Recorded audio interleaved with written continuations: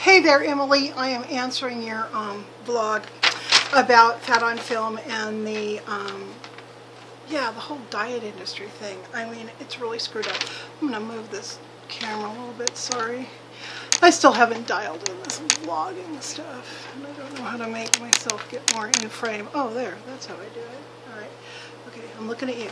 Okay, so anyway, see, I made notes. All right, check it out. That's how much I enjoyed your most recent Fat on Film. It was very, very timely. Okay, first of all, obesity epidemic. All right, I weigh like 313 pounds right now, and I am in pain, and I'm hurting, and I'm stiff, and blah, blah, blah, blah. However, at 250 pounds, I was fairly robust, didn't have a lot of pain, I could get out and do stuff. At 200 pounds, I was freaking fit. I mean, that was a really, really good weight for me. Still obese, probably still considered morbidly obese by the healthcare industry, but it was a good weight for me, and it was a comfortable weight for me, and I wish I could get back there, and which I'll talk about as well. Anyhow, so yeah, obesity epidemic, I don't know. Because you're right, you know, the whole idea of epidemic means illness, and really with the food choices that we have and that are, you know, we're bombarded with on the media, packaged foods, fast foods, blah, blah, we all know, it's really hard to have choices per se, or feel like we have choices. However, I do think there is a kind of an epidemic to it, and that epidemic part is what you touched on, where are we fat because we overeat, or are we overeating because we're fat? And that is the thing that really stuck out for me in your Fat on Film.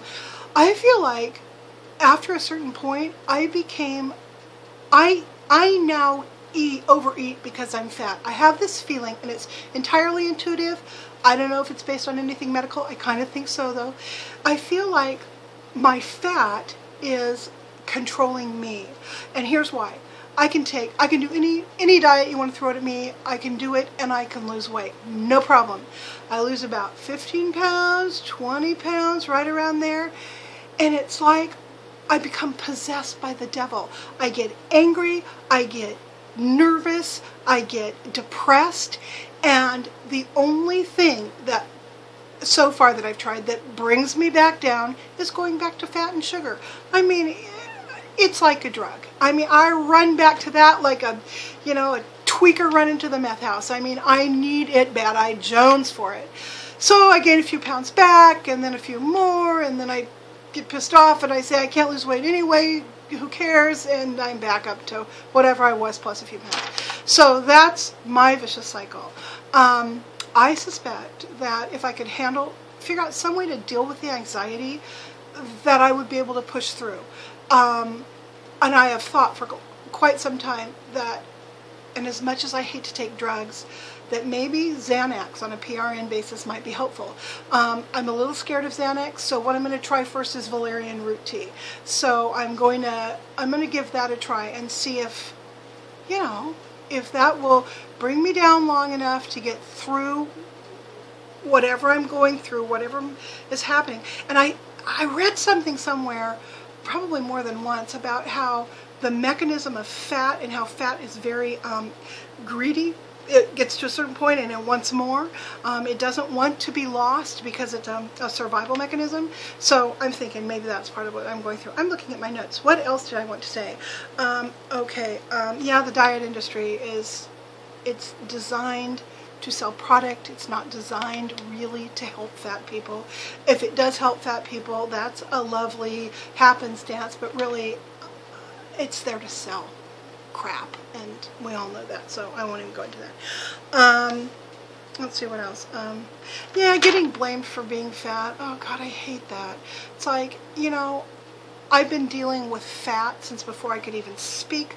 My mom said that my doctor put me on a diet, a meat-based diet, because I wasn't metabolizing milk products when I was 6 months old, and which blew me up like a balloon. And my entire life I've had this issue with fat, being afraid of fat, trying to get rid of fat. You know, it's been insanity. So you know, I don't know. Can I be blamed for that? I don't think so. Okay, so, but when we are blamed for being fat, I mean, part of what we hear is, well, why don't you just put down the fork? Or why don't you just, oh, be happy that you're feeling hungry because that means you're losing weight. It's like, yeah, why doesn't a cigarette smoker just like not buy the next pack? Or why doesn't a heroin addict just walk on past the needle? I mean, it's the same mechanism. I really understand what addicts feel like because I am one, so I know what that feels like. I can't just put down the fork. If I do, I will probably stab you in the heart with it, because don't tell me to put down the fork, because if I'm going down, you're going down with me. I mean, really, that's how insane it makes me feel. Okay. Alright, so yeah, what else did I want to say? Oh, Michelle Obama, let's not even go there. I mean, that whole child obesity thing, that was designed to give her something to yap about so that she would keep her big mouth shut and not embarrass her husband. I mean, let's face it. That's why they do that with presidents' wives. Yeah, it seemed like a nice, safe issue, but it isn't a nice, safe issue because it is fraught with politics. So, you know, I think they screwed up there.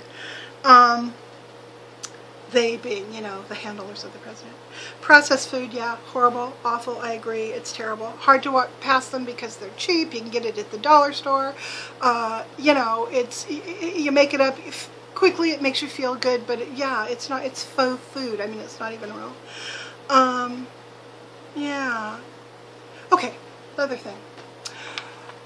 Losing weight, diets per se. I mean, my God, there's everything. Paleo, Atkins, high carbohydrate, low carbohydrate, no carbohydrate, you know, everything you can think of. Like Freely the Banana Girl and her 50 million bananas a day. Ooh, I really have a problem with that woman. Anyhow, here's something interesting. If you find a 1930s or 40s magazine, 20s even, some woman's magazine from that time, and you look up reducing diet, there's always going to be an article about a reducing diet. It's so simple. I mean, it is not rocket surgery, people. It really isn't.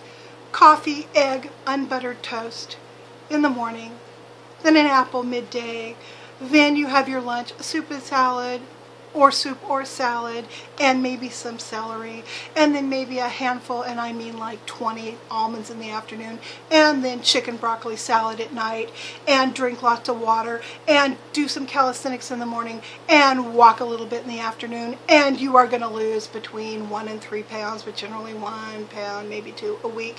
And guess what? You're going to do that for the rest of your life, because eventually you're going to hit a set point, and you are going to even out, and in order to lose any more, you're actually going to have to go past that, and you're going to have to exercise more, and probably eat a little bit more too, but in order to, well, we all know, I mean, I'm preaching to the choir here. So yeah, it's really simple. It's simple, except for that it isn't simple, because it truly, at least for me, is an addiction. So yeah, I feel like I need to have my hands tied and be thrown in some fat camp for a year and a half to be able to do this. It's really, really hard to do on your own. So that's my answer, and I really, really love your Fat on Films. Keep doing them. They're just wonderful. See you later. Bye.